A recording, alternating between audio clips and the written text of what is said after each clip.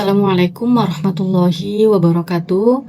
Perkenalkan, nama saya Jusni dari kelas F2 S1 Kebidanan Universitas Megabuana Palopo atau biasa dipanggil Shuni.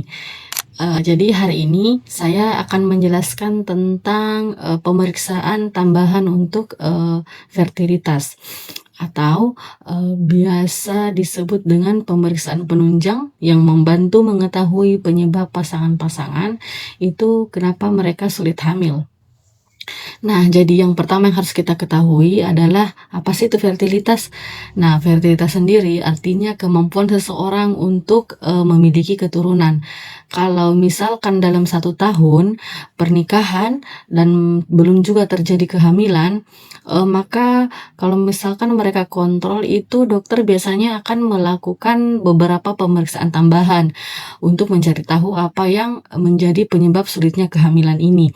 Apakah dari pihak pria atau pihak wanita atau mungkin bahkan dari keduanya.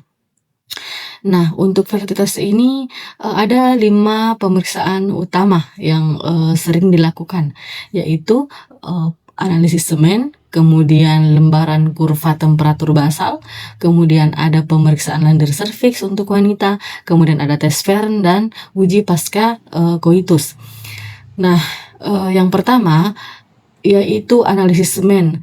Jadi pemeriksaan ini dilakukan pada pria untuk melihat kualitas spermanya, mulai dari jumlahnya, kemudian gerakannya, sampai pada bentuknya. Nah, jadi yang sperma yang sehat itu yang bagaimana? Yang jumlahnya cukup, kemudian dia bergeraknya aktif, kemudian dia bentuknya juga yang normal. Kalau misalkan jumlahnya sedikit, ditambah lagi pergerakan yang lemah, atau mungkin bentuknya yang tidak normal, maka peluang untuk membuahi sel telur pasti akan menurun juga.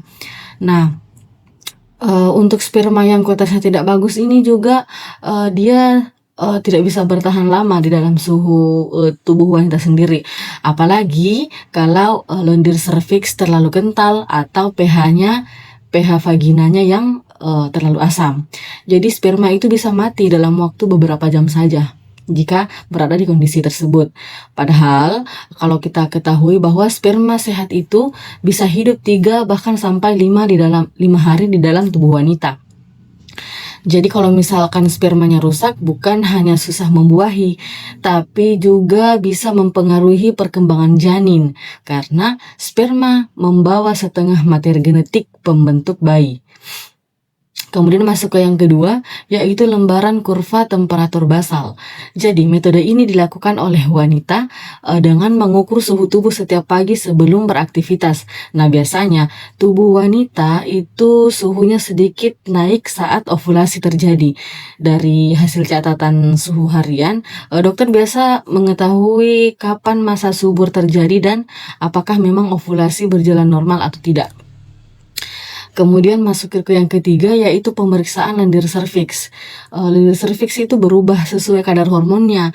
Ketika mendekati masa subur, maka lendirnya akan bening, licin, dan elastis seperti putih telur.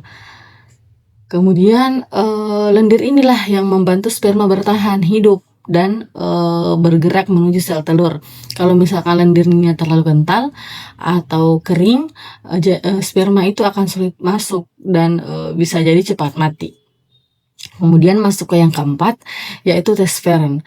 Jadi tes Fern ini dilakukan dengan mengambil sedikit cairan serviks atau air liur, kemudian dikeringkan di kaca objek dan dilihat di bawah mikroskop.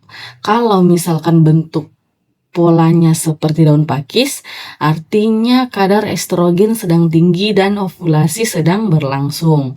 Kemudian yang terakhir adalah uji pasca koitus, atau bisa disebut juga dengan post coital test.